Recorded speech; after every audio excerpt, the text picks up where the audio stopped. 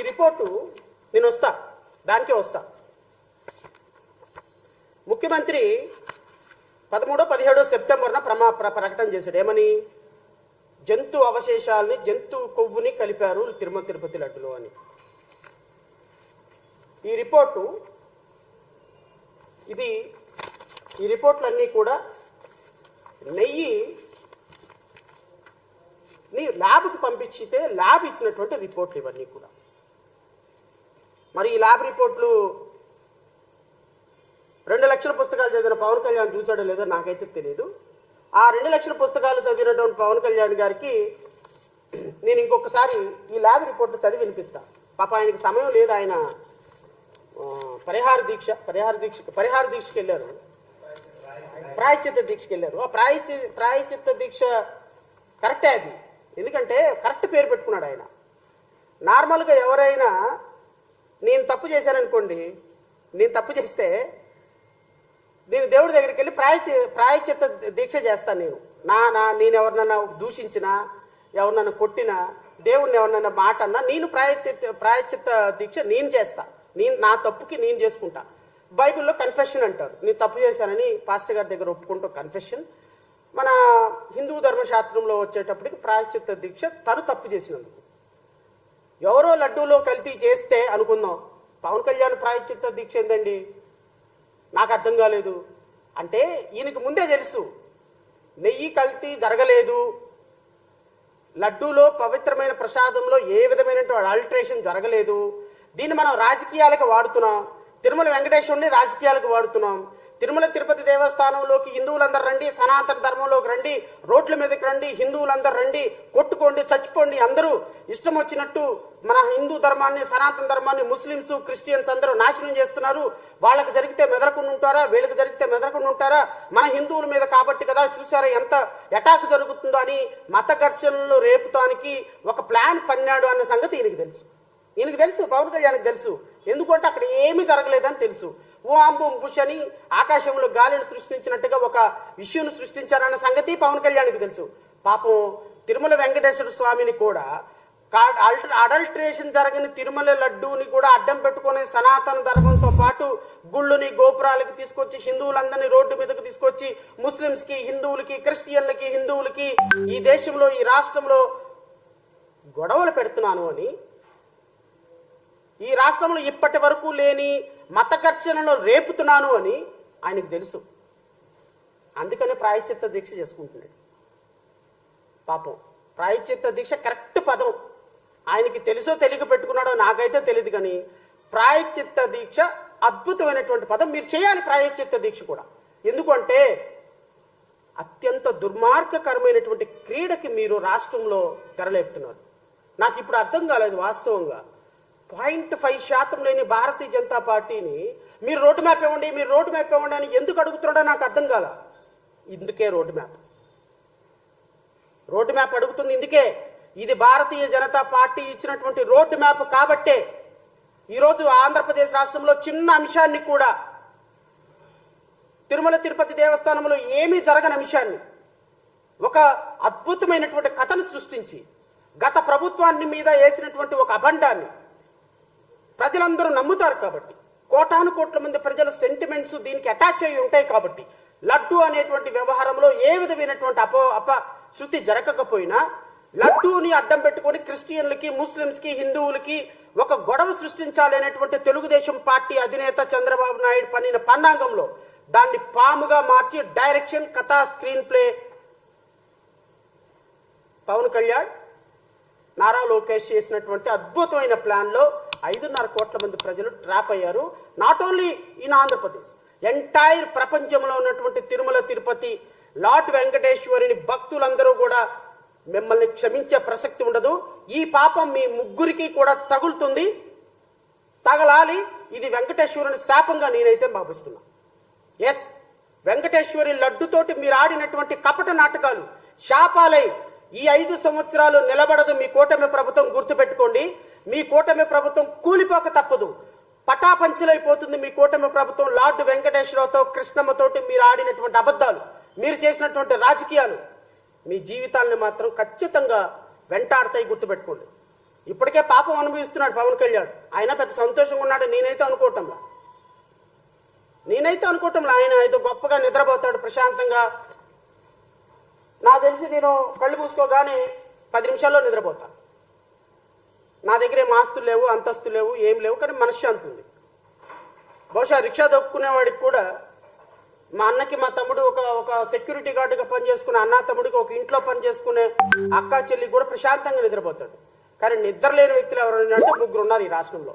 ఒక ఆయనేమో చంద్రబాబు నాయుడు, ఇంకో ఆయనేమో పవన్ కళ్యాణ్, 3 ఆయనేమో నారా లోకేష్. ఇలా 3కి నిద్ర ఉండదు. ఎందుకు? ఎంతున్నా సరిపోదు వీళ్ళకి. ఇంకా ఏదో కావాలి. ఏం కావాలయ్యా? ఏం కావాలి? ఒక ఎమ్మెల్యేగా పనికిరాని నువ్వు ఉప ముఖ్యమంత్రి అయినావు. ఒక ఎమ్మెల్యే గోడపై నువ్వు ఈ రాష్ట్రంలో కాబోయే ముఖ్యమంత్రి అవుతున్నావు. నారా లోకేష్ 75 సంవత్సరాల వయసులో ముఖ్యమంత్రి అయినావు. ఇది 4వ ముఖ్యమంత్రి. భారతదేశంలో ఎవరు లేని సీనియర్ పొలిటీషియన్. ఇంకేం కావాలి మీకు? ఎందుకు లాటు వెంకటేశ్వర, కృష్ణమ్మ ఇలాంటి వాళ్ళతో రాజకీయాలు దేనికి?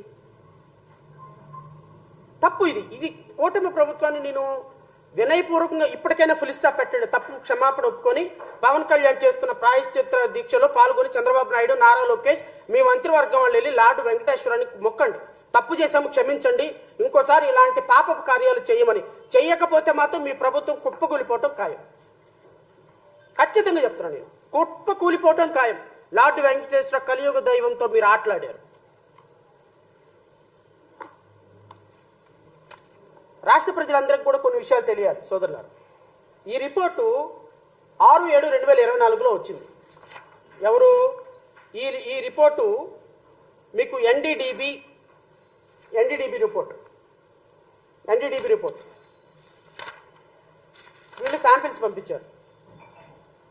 ఈ రిపోర్టు దానికి పనికొస్తుందో మీకు చెప్తాను నేను.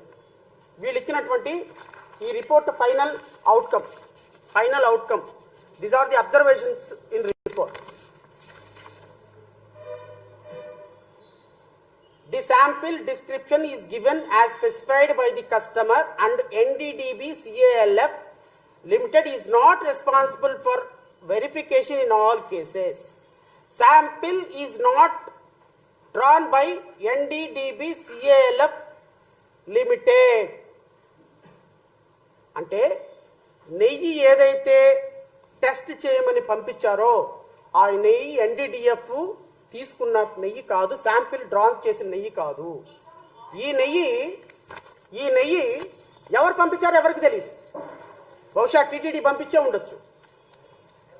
ఈ టీటీడీ పంపించినటువంటి రిపోర్టు బేస్ చేసుకొని వీళ్ళు రిపోర్ట్ ఇచ్చారు.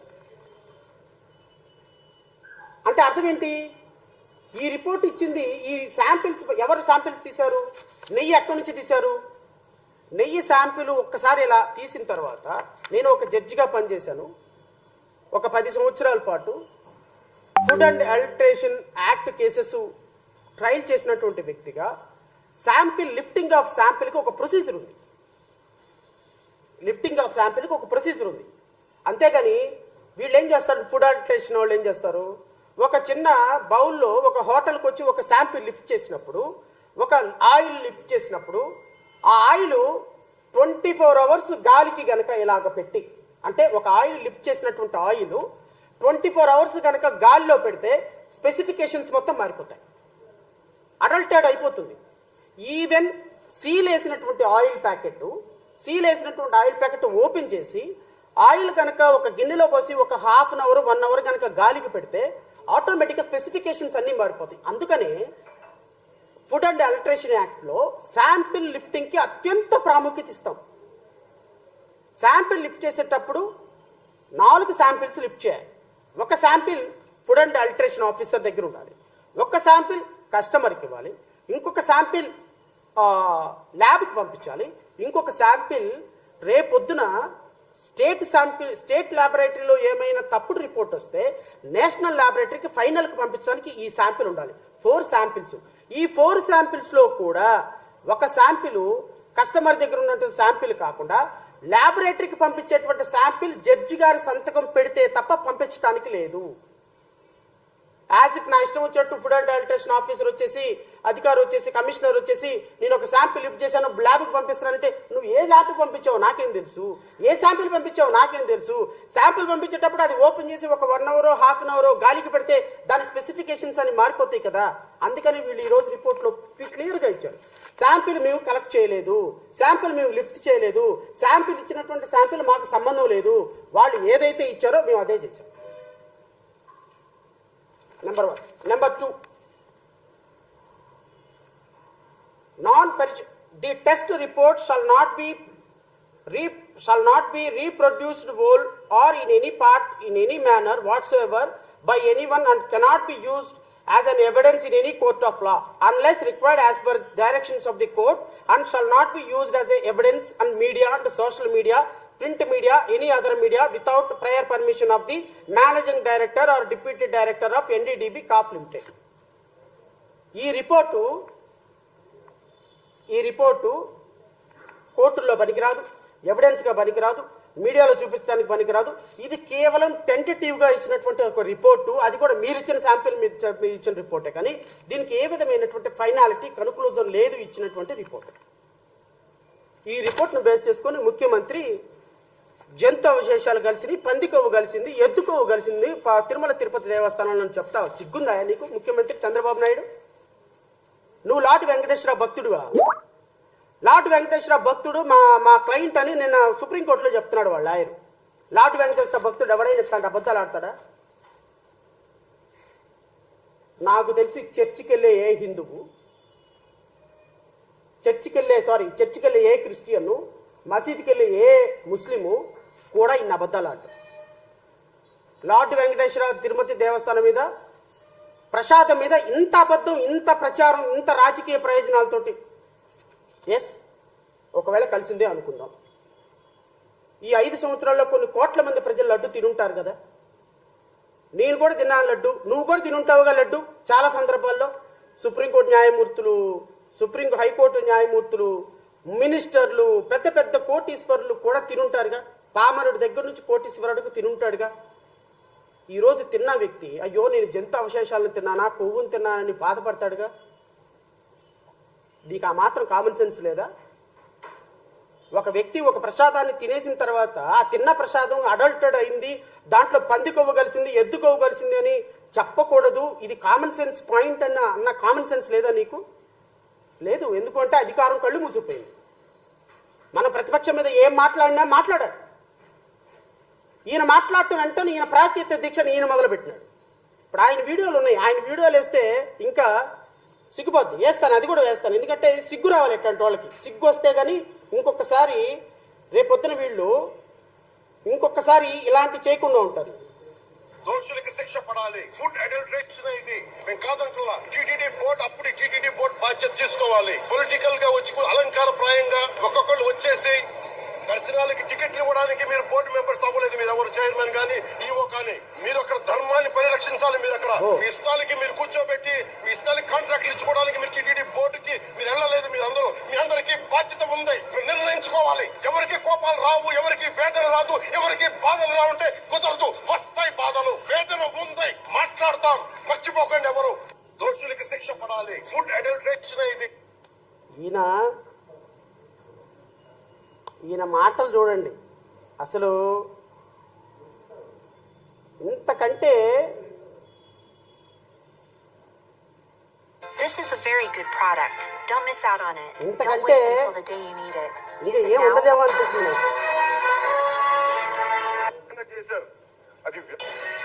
ఇది కూడా వినాలి మీరు.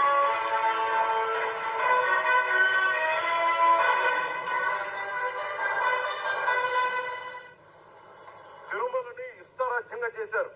అది వ్యాపార కేంద్రంగా చేశారు. ఆధ్యాత్మిక కేంద్రం నుంచి పర్యాటక కేంద్రంగా చేశారు. అది ఇదే మీరు మక్కాకి వెళ్తే ఇలాగే ప్రవర్తిస్తారా? మీరు ఒకసారి మక్కాకి వెళ్తే ఇలాగా ప్రవర్తిస్తారంటే ఏంటి? ముస్లింస్ మీ దృష్టిలో ఈ తిరుమల తిరుపతి దేవస్థానాన్ని అపవిత్రం చేయమని కోరుకుంటారా? తిరుమల తిరుపతి దేవస్థానంలో లార్డ్ వెంకటేశ్వర ఇచ్చేటువంటి ప్రసాదంలో జంతు అవశేషాలు కలపాలని కోరుకుంటారా? మక్కా ఎందుకు వచ్చింది మధ్యలో?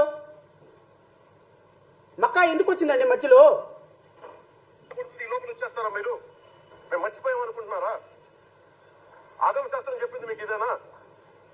అంటే గవర్నమెంట్ ఉద్యోగులు అయితే ప్రభుత్వం నియమిస్తాం ఇస్తాం చేసేసుకుంటారా? మాకు బాధలు ఉండవనుకుంటున్నారా? ఇదే మీరు ఒక ఇస్లాం చేస్తే అపచారం జరిగితే మీరు ఏం చేస్తారు?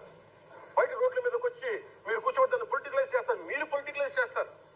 ఒక ఇస్లాం జరిగితే, ఒక క్రిస్టియన్కు జరిగితే, ఒక డిప్యూటీ చీఫ్ మినిస్టర్గా ఉండి మీరు మాట్లాడే అంశాలు ఏంటండి? ఒక పక్కేమో ఈ రిపోర్ట్లో అసలు మాకేమి సంబంధం లేదు, మీరు పంపించిన శాంపిల్లో మేము ఏదో వెరిఫై చేసాం, ఇది ఫైనల్ కాదు, కన్క్లూజన్ కాదని ఒక పక్క రిపోర్ట్లు చెప్తున్నాయి. ఇంకో పక్కేమో మీ ఈవో ఏమో అసలు ఇవి వాడనే వాడలేదు, వాడకుండా కూడా వెనక్కే పంపించేసామని మీ ఈవో చెప్తారు. ఇంకో పక్క మీరు చూస్తేనేమో జగన్మోహన్ గారు కూడా చెప్తున్నా,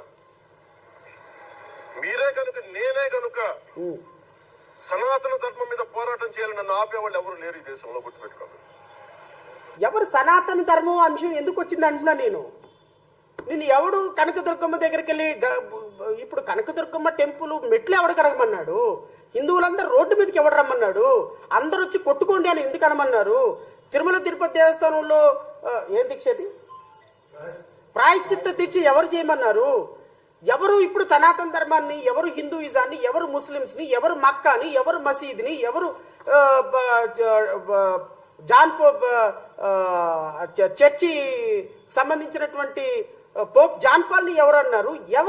మీరు మతాల గురించి మాట్లాడుతున్నారండి, మీరు కులాల గురించి మాట్లాడుతున్నారండి. మీరు హిందువులు, ముస్లింస్, క్రిస్టియన్ మీరు వేరు చేస్తున్నారు. పవన్ కళ్యాణ్ ఉప ముఖ్యమంత్రి అయ్యండి, సిగ్గు లేకుండా నీచ ఉచ్చాలు మరచి ఈ రాష్ట్రంలో ఒక ఉప ముఖ్యమంత్రి అయినాను, ఒక సినిమా యాక్టర్ని తీసుకొచ్చి ఒక డైలాగులు చెప్పేవాడిని తీసుకొచ్చి నన్ను ఉప ముఖ్యమంత్రి చేశారన్న ఉచ్చ నీచాలు మరిచి మీరు మాట్లాడుతున్నారు.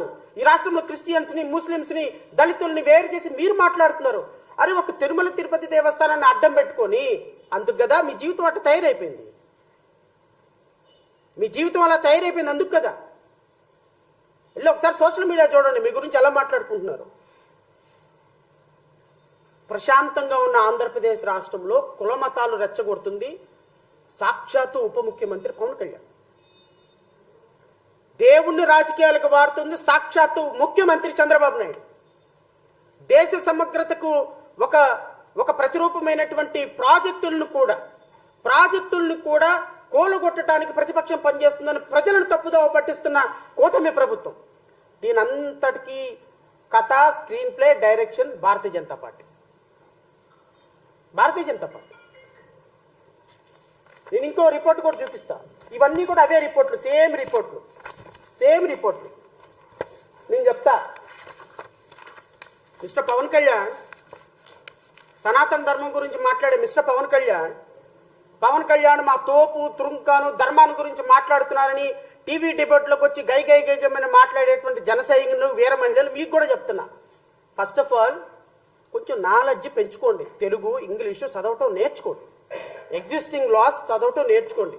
తిరుమల తిరుపతి దేవస్థానంలో ఉన్న రూల్స్ ఇవన్నీ కూడా, నేతికి సంబంధించి, నెయ్యి ట్యాంకులకు సంబంధించి ఎలా రావాలి, ఎక్కడ టెస్టులు జరగాలి, ఎలా టెస్టులు జరగాలి, ఒకవేళ టెస్ట్ రిపోర్ట్లు ఫెయిల్ అయితే ఎలా జరగాలి అని మీకు 2022-23 నుంచి, అంటే వైఎస్ఆర్సీపీ ప్రభుత్వ అధికారంలో ఉన్నప్పుడు form name ALPHA, invoice number AM02/2021-2022, rejected tanker number UP13800909, ఇవన్నీ కూడా 2022-23లో నెయ్యి ప్రామాణికాలు లేవు అని రిజెక్ట్ చేయబడినటువంటి ట్యాంకర్స్. ఇప్పటికైనా కాస్త కామన్ సెన్స్ తోటి మాట్లాడండి. రాజకీయాలు ఉంటే రాజకీయాలు మాట్లాడుకుందాం. నేను ఇప్పుడు మాట్లాడుతున్నానంటే జగన్మోహన్ రెడ్డికి ఫేవర్ అనేం కాదు అర్థం. కూటమి ప్రభుత్వం అబద్ధాలు ప్రజలని మోసం చేస్తున్నాయి, ప్రజలను కన్ఫ్యూజన్లోకి తీసుకెళ్తున్నాయి. కోటాను మంది కోట్ల భక్తులు ఉన్నటువంటి తిరుమల తిరుపతి దేవస్థానం మీద ఈరోజు చర్చకు రావాల్సినటువంటి అంశం, మన ఇంట్లో ఆడపిల్ల, మన ఇంట్లో భార్య, మీ భార్యని భువనేశ్వరి గారిని, వారిని అసెంబ్లీలో గత మినిస్టర్లు ఒక చిన్న మాట అన్నారు అని, నారా లోకేష్ మాట అన్నారు అని రోడ్డు మీదకి వచ్చి టీవీ డిబేట్లో నారా లోకేష్ని, వాళ్ళ మదర్ని ఇలా మాట్లాడడం తప్పు అని వైఎస్ఆర్సీపీ మంత్రులను కూడా చీల్చి చెండాడిన వ్యక్తిని నేను. రాజకీయాలకి ఇంట్లో భార్యలు, తల్లిదండ్రులు, మన బిడ్డలు, దేవుడు ఇవి రాకూడదు సార్. నేను సుప్రీంకోర్టు న్యాయమూర్తి అన్నాడు, సిగ్గు తెచ్చుకోండి, దేవుణ్ణైనా రాజకీయాలకు దూరంగా పెట్టండి అన్నాడు.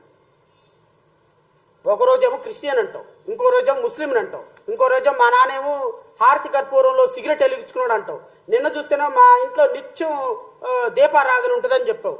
ఒక మాట ఉండదు, ఒక కన్సిస్టెన్సీ ఉండదు, ఒక చదువు ఎక్కడ చదివావో తెలియదు, ఏ ఉన్నావో తెలియదు. మా కర్మ, నువ్వు 28 సినిమాలు తీసావు, ఈ రాష్ట్రానికి ఒక హీరో అయిపోయినావు, నీకు ఒక ఇమేజ్ ఏర్పడింది, మాకు ఒక డ్యామేజ్ అయింది, ఆంధ్రప్రదేశ్ రాష్ట్రానికి డ్యామేజ్ అయింది. మీ ఇమేజీ ఈ డ్యామేజీ మొత్తం కలిపి రాష్ట్ర ప్రజలు 5.5 కోట్ల మంది ప్రజలు భరిస్తారు మిమ్మల్ని, నో డౌట్. కానీ నేను అనేది తెలుసుకొని మాట్లాడు. ఇవన్నీ రిజెక్టెడ్ ట్యాంకర్స్. గత ప్రభుత్వంలో 1 సంవత్సరంలో రిజెక్ట్ చేయబడిన ట్యాంకర్లు వస్తూ ఉంటాయి, పోతూ ఉంటాయి. ట్యాంకర్లు అడల్టేషన్ జరుగుతూ ఉంటుంది, ముందుంటుంది, వెనుకుంటుంది. తప్పేం లేదు. అది కొన్ని తప్పులు జరుగుతుంటాయి, కొన్ని రైట్లు జరుగుతుంటాయి, కొన్ని మాటలు జరుగుతుంటాయి. కానీ ఈ విధంగా ఒక రాజకీయాలకి వాడటం అనేది ఒక్కసారి పునరాలోచించుకోమంటున్నా. రేపొద్దున ఫైనల్గా సుప్రీంకోర్టులో ఏం జరగబోతుంది అనేది నేనైతే ప్రెడిక్షన్ చేయగలుగుతున్నాను. నిన్న గౌరవ సుప్రీంకోర్టు న్యాయమూర్తులు అడిగినటువంటి మాటలు, ఒక్కొక్క మాట ఒక్కొక్క తూట. ఎవరంటే కాంపిటెంట్ పర్సన్ చెప్పాల్సింది? నెయ్యి కల్తీ జరిగిందని ఈవో చెప్పకుండా ముఖ్యమంత్రి ప్రకటన చేసేస్తే నేను ఇంకోటి కూడా అడుగుతున్నా. ఈ రిపోర్ట్ వచ్చింది 12వ తారీఖు 7వ నెల శాంపిల్స్ పంపిస్తే 23 7వ తారీఖున కంప్లీషన్ అయితే శాంపిల్ రిసిప్ట్ 17/7 తీసుకొస్తే 23 జూలై నెలలో వీళ్ళకి రిపోర్ట్ శాంపిల్ వచ్చింది. సెప్టెంబర్ దాకా ఏం గాడిదలు కాస్తున్నారా? సెప్టెంబర్ దాకా ఏం గాడిదలు కాస్తున్నారా? ముఖ్యమంత్రి, మంత్రి రిపోర్ట్ ఎందుకు బయటపెట్టలా? అంటే సిస్టమాటిక్ గా వరదలైపోయిన తర్వాత, ప్రకాశం బ్యారేజ్ ఇష్యూ అయిపోయిన తర్వాత ఇంకొక ఇష్యూ, ఈ ఇష్యూ అయిపోయిన తర్వాత రేపు ఇంకొక ఇష్యూ, ఈ ఇష్యూ అయిన తర్వాత రేపు ఇంకొక ఇష్యూ. అబద్ధాలతోటి ఒక బిల్డింగ్లు కట్టి ఇప్పుడు ముఖ్యమంత్రి మాట్లాడిన తర్వాత ఒక సిట్ వేశారు. ఐజీ స్థాయి సర్వశ్రేష్ఠ త్రిపాఠి ఎవరు ఒక సిట్టు. ముఖ్యమంత్రి కల్తీ జరిగింది, కొవ్వు పంది ఆవు కొవ్వు కలిసింది అని చెప్పాడు. ఉప ముఖ్యమంత్రి ఉపవాస దీక్షలు, ప్రాయశ్చిత్త దీక్షలు మొత్తం చేస్తున్నాడు. మంత్రి ప్రమాణం చేస్తానని అక్కడికి వచ్చి అంటున్నాడు నారా లోకేష్. సర్వశ్రేష్ఠ త్రిపాఠి ఐజీ ఏం చదువుతాడండి ఇవన్నీ అన్న తర్వాత? అబ్బెబ్బెబ్బే, అసలు కల్తీయే జరగలేదు, ఎక్సలెంట్ అని రిపోర్ట్ ఇస్తాడా? సెన్స్ ఉందా మీకు? ఒక ముఖ్యమంత్రి, ఒక ఉప ముఖ్యమంత్రి, ఒక మంత్రి మాట్లాడిన తర్వాత ఐజీ ఏం రిపోర్ట్ ఇస్తాడండి? మీకు అనుకూలంగా రిపోర్ట్ ఇవ్వక, నా కల్తీ నెయ్యి జరిగిందని రిపోర్ట్ ఇవ్వక, గత ప్రభుత్వంలో అక్రమాలు జరిగినాయి అని రిపోర్ట్ ఇవ్వక, ముఖ్యమంత్రి నోటి నుంచి వచ్చిన తర్వాత, ఒక మంత్రి నోటి నుంచి వచ్చిన తర్వాత, ఒక ఉప ముఖ్యమంత్రి నోటి నుంచి వచ్చిన తర్వాత ఐజీ వచ్చి దానికి కాంట్రారీగా నో ఇది పనికిరాదని చెప్తాడా? కామన్ సెన్స్ ఉందా ఏమైనా మీకు? ముందు సిట్టేసి విచారణ వచ్చిన తర్వాత ఆ విచారణ రిపోర్టును చదవాల్సింది ఈవో.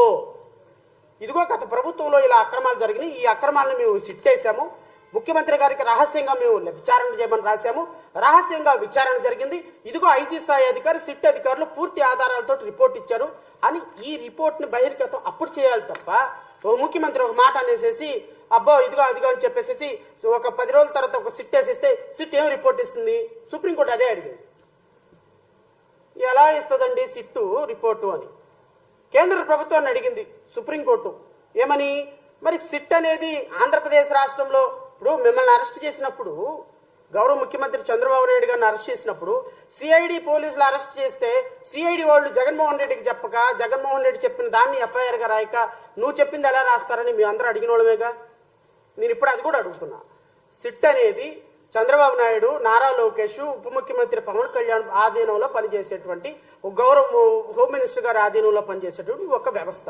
ఈ వ్యవస్థ, ఈ ఎస్పీ, ఈ డిఐజీ, ఈ ఐజీ మీకు ఫేవర్ గా రిపోర్ట్ ఇవ్వక ఇది జరగలేదని గత ప్రభుత్వానికి ఫేవర్ గా రిపోర్ట్ ఇస్తారని how can a common man will expect? So స్వతంత్ర దర్యాప్తు సంస్థ ఏమన్నా వేయొచ్చా అని అడిగితే, నాకు తెలిసి రేపు సుప్రీంకోర్టులో భారతీయ జనతా పార్టీ అంటే సెంట్రల్ గవర్నమెంట్ సిట్టు రిపోర్ట్ వచ్చిన తర్వాత సిట్ రిపోర్ట్ వచ్చిన తర్వాత చూసుకొని మేము ఆలోచిస్తామండి.